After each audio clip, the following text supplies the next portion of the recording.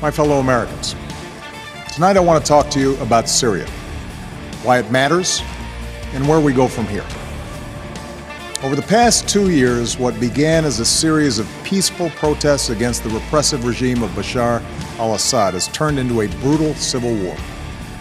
Over 100,000 people have been killed. Millions have fled the country. In that time, America has worked with allies to provide humanitarian support, to help the moderate opposition, and to shape a political settlement.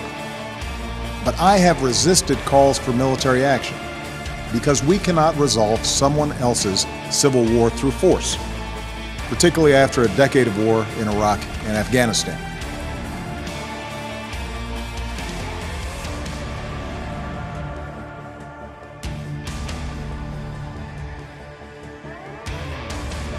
إن إخوانكم المجاهدين قد من الله تبارك وتعالى عليهم بنصر وفتح ومكن لهم بعد سنين طويلة من الجهاد والصبر ومجالدة أعداء الله ووفقهم ومكنهم لتحقيق غايتهم فسارعوا إلى إعلان الخلافة وتنصيب إمام.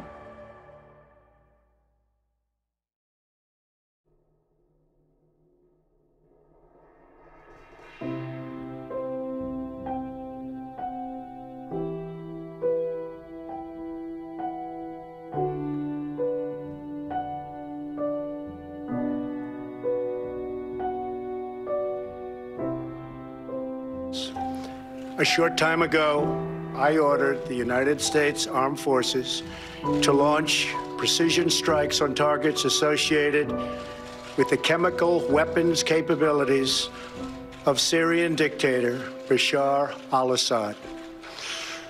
A combined operation with the armed forces of France and the United Kingdom is now underway. We thank them both. Tonight, I want to speak with you about why we have taken this action.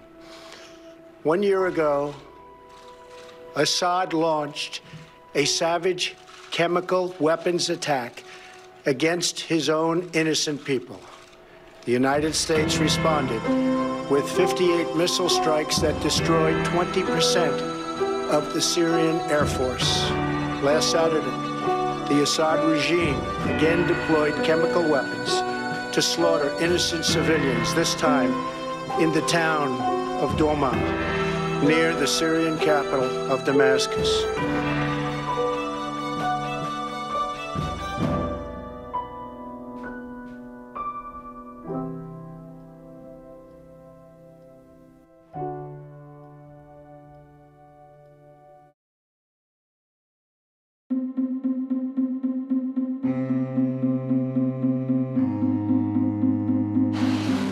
Russian bombers pounded ISIS targets in Syria, pairing airstrikes with 34 cruise missiles launched at ISIS fighters.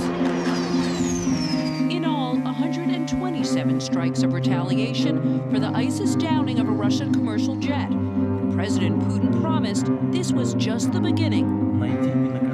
We will search for them everywhere, wherever they are hiding. We will find them in any spot on the planet, and we will punish them.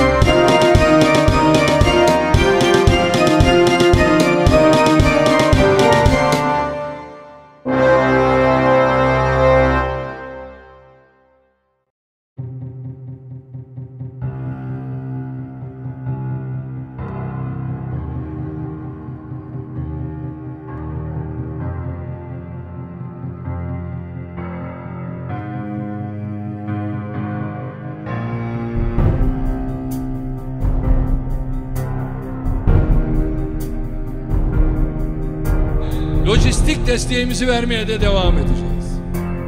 Ama Rusya'ya, Çin'e, bunun yanında İran'a sesleniyoruz.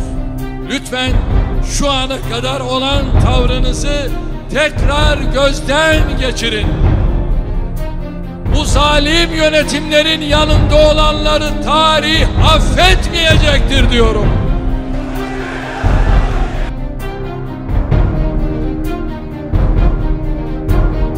From President of the United States. Go ahead, give me a... Thank you very much. My name is Majid Ghalib from Rudal Media Network.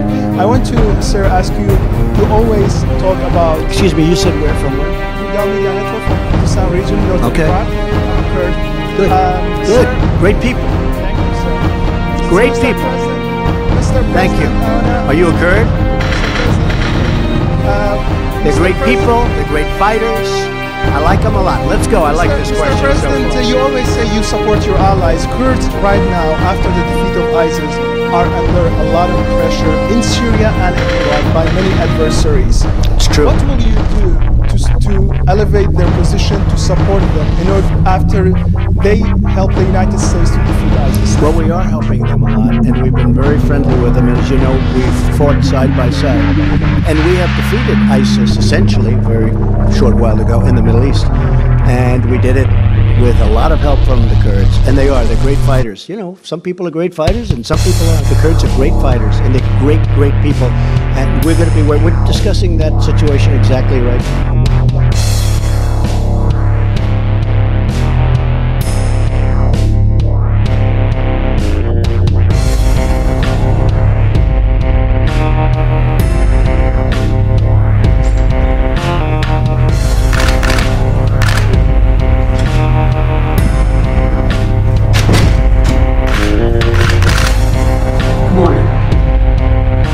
Last night, operating on my orders, the United States military forces successfully moved a major terrorist threat to the world, the global leader of ISIS, known as Haji Abdullah. He took over as leader of ISIS in 2019 after the United States counterterrorism operation killed al-Baghdadi. Since then, ISIS has directed terrorist operations targeting Americans, our allies and our partners, and countless civilians in the Middle East, Africa, and in South Asia.